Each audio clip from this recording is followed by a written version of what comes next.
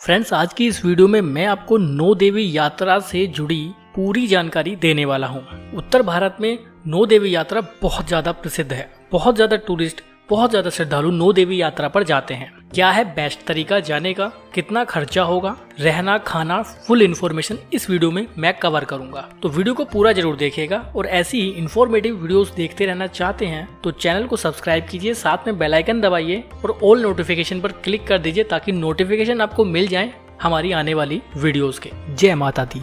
तो पहले हमें पता होना चाहिए कि हम जिस यात्रा पर जा रहे हैं वहाँ हम किन किन देवियों के दर्शन करेंगे। दरअसल अगर आप नौ देवी यात्रा किसी टूरिस्ट एजेंसी के थ्रू बुक करते हैं तो वो आपको चंडीगढ़ के चंडी देवी टेम्पल, हरियाणा के पंचकुला में मनसा देवी टेम्पल और हिमाचल की 6 अलग अलग देवियों के दर्शन कराने ले जाएंगे और साथ ही कटरा वैष्णो देवी भी आपको दर्शन कराने ले जाएंगे।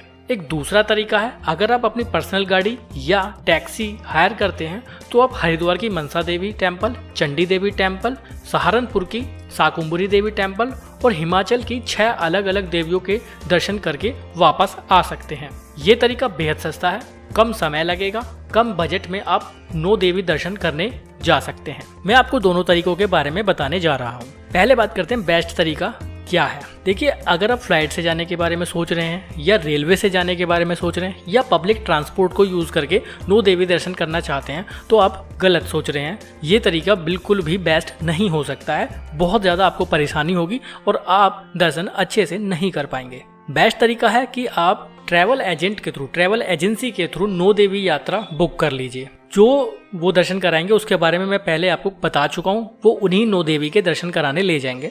बट अगर आप अपनी कार, बाइक या खुद की कोई टैक्सी हायर करके पर्सनली ट्रिप ऑर्गेनाइज कराना चाहते हैं तो आप हरिद्वार आ सकते हैं। डे 1 में दिल्ली से हरिद्वार के बीच की दूरी करीब 220 किलोमीटर और हरिद्वार में आप डे 1 में मनसा देवी टेम्पल, चंडी देवी टेम्पल में दर्शन करने जा सकते हैं। चाहे तो रोपवे से यात्रा को कर सकते हैं, चाहे तो पैदल भी आप इस यात्रा को कर सकते हैं। 380 से 400 रुपए का टिकट बनता है दोनों मंदिरों के लिए रोपवे का। साथ ही साथ दोनों मंदिरों के बीच के लिए ट्रांसपोर्ट चार्ज भी उसमें इंक्लूड रहता है। डे 1 में आप हरिद्वार में 2 देवियों के दर्शन कर सकते हैं। डे 2 में आप सहारनपुर जा सकते हैं जहां आप शाकुंभरी देवी मंदिर में दर्शन कर सकते हैं। बहुत प्राचीन मंदिर है, बहुत मान्यता है शाकुंभरी देवी टेम्पल की। उसके बाद आप डे 3 में नैना देवी टेम्पल के लिए निकल सकते हैं।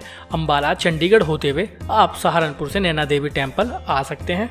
चंडीगढ़ और सहारनपुर के बीच की दूरी करीब 145 किलोमीटर है और चंडीगढ़ से नैना देवी के बीच की दूरी करीब 105 किलोमीटर है। नैना देवी में अगर आप दर्शन करने जाते हैं तो वहाँ भी आपको 3 ऑप्शन मिलते हैं। आप चाहें तो पैदल चले जाइए, 750 सीढ़ियाँ हैं, चढ़नी पड़ेंगी, पैदल जा सकते हैं। चाहे तो आप रोपवे को यूज कर सकते हैं और या फिर गाड़ी से भी जा सकते हैं। गाड़ी के लिए एक अलग रास्ता है। रोपवे का चार्ज वहाँ पर है करीब 190 रुपए एडल्ट का, जिसमें आना और जाना दोनों है।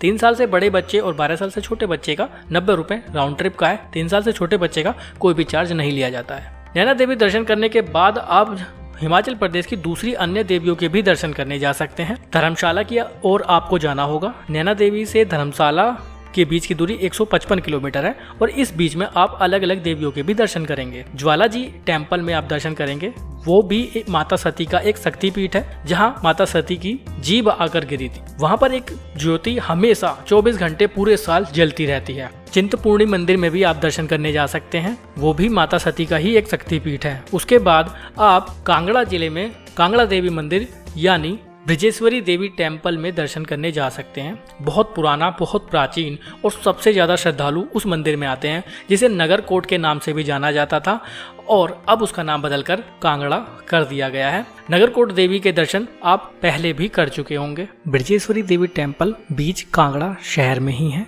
जहाँ करीब आपको 100 से 200 मीटर पैदल ट्रैक करना पड़ेगा और आप एक मेन मार्केट से होते हुए ब्रजेश्वरी देवी टेम्पल, जिसको नगरकोट टेम्पल के नाम से भी जाना जाता है, जिसको कांगड़ा देवी टेम्पल के नाम से भी जाना जाता है, में दर्शन करेंगे।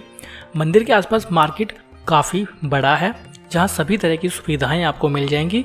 चाहे तो नाइट स्टे भी आप कर सकते हैं, अच्छे होटल्स भी अवेलेबल हैं, प्रसाद की शॉप और दूसरे खाने पीने की भी शॉप्स अवेलेबल हैं। सामने ही गाड़ी के लिए एक बड़ी पार्किंग भी बनाई गई है जहाँ 20 रुपये एक कार का पार्किंग चार्ज लिया जाता है। उसके बाद आप धर्मशाला के दूसरे मंदिर जैसे चामुंडा देवी टेम्पल में भी दर्शन करने जा सकते हैं, जो पालमपुर और धर्मशाला के बीच में है। करीब धर्मशाला से 15 किलोमीटर की दूरी पर चामुंडा देवी टेम्पल है।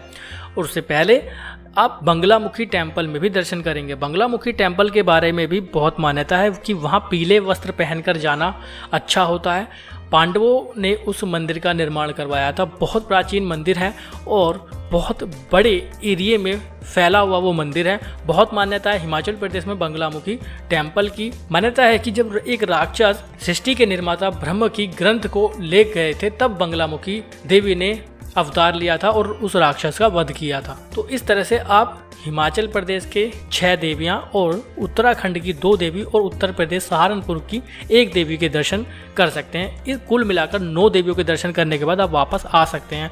लो बजट ट्रिप रहेगी, बट ये आपको अपनी पर्सनल कार, बाइक या रेंटेड टैक्सी से ही कर सकते हैं। जनरली जो टूरिज्म एजेंसियां हैं वो जो दर्शन कराते हैं वो चंडीगढ़ की चंडी देवी, पंचकुला की मनसा देवी और हिमाचल की 6 सभी देवियों के दर्शन कराते हैं। उसके बाद वो धर्मशाला से कटरा वैष्णो देवी दर्शन कराने ले जाते हैं। वो ट्रिप भी बेस्ट है। अगर आप टूरिस्ट एजेंसी के थ्रू 9 देवी यात्रा करना चाहते हैं तो सबसे बेस्ट वही रहता है। 6 से 7 हज़ार रुपये चार्ज लेते हैं वो पर पर्सन, और आपकी यात्रा बहुत शानदार रहेगी उस वे में, क्योंकि वहाँ आप माता वैष्णो देवी के भी दर्शन कर पाएंगे और हिमाचल प्रदेश की 6 अलग अलग देवियों के भी दर्शन कर पाएंगे। साथ ही साथ चंडीगढ़ की चंडी देवी और पंचकुला की माँ मनसा देवी दर्शन भी कर पाएंगे। लेकिन बजट कॉस्ट थोड़ी इसमें ज़्यादा हो जाती है।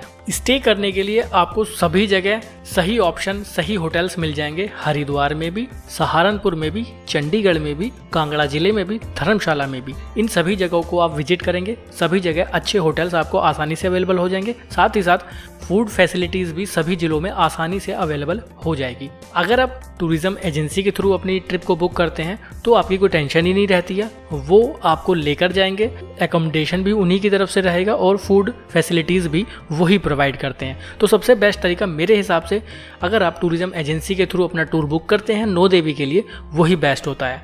बट अगर आप ऑर्गेनाइज करना चाहते हैं, खुद से मैनेज करना चाहते हैं, तो जो तरीका मैंने बताया है हरिद्वार वाला, उसको चूज़ कीजिए। वो ट्रिप भी आपकी लो बजट ट्रिप रहेगी, लेकिन उसमें माता वैष्णो देवी दर्शन इंक्लूड नहीं रहेंगे। एक सवाल उठता है कि बेस्ट समय कौन सा है 9 देवी यात्रा के लिए। यूँ तो पूरे साल 9 देवी यात्रा पर आप कभी भी जा सकते हो, लेकिन नवरात्रों के समय में या नवरात्रों से कुछ समय पहले 9 देवी यात्रा का क्रेज लोगों में बढ़ जाता है। दूसरा एक बड़ा सवाल उठता है कि कितने दिन के लिए 9 देवी यात्रा का टूर प्लान किया जाए। जनरली अगर आप टूरिज्म एजेंसी के थ्रू टूर प्लान करते हैं 9 देवी यात्रा का, तो 7 से 8 दिन लेंगे वो आपकी 9 देवी यात्रा में। बट अगर आप मेरे बताए गए टूर को खुद से ऑर्गेनाइज करते हैं तो आप 5 से 6 दिन में 9 देवी यात्रा कंप्लीट करके वापस घर आ सकते हैं। ये वीडियो एक सीमित जानकारी के साथ थी। अगर आप चाहते हैं कि सभी अलग अलग देवियों की डिटेल्ड इन्फॉर्मेशन आपको मैं दूं, तो कमेंट बॉक्स में ज़रूर बताइए कि किस देवी के बारे में आप डिटेल इन्फॉर्मेशन जानना चाहते हैं। माता वैष्णो देवी के बारे में मैं पहले भी वीडियोस बना चुका हूँ, चाहे तो देख सकते हैं। लेकिन इनके अलावा अगर आप किसी दूसरी देवी दर्शन के बारे में डिटेल जानकारी जानना चाहते हैं तो कमेंट बॉक्स में ज़रूर पूछिए। मैं कोशिश करूँगा कि सभी देवियों की अलग अलग डिटेल्ड वीडियो आपके सामने रख सकूँ। बहुत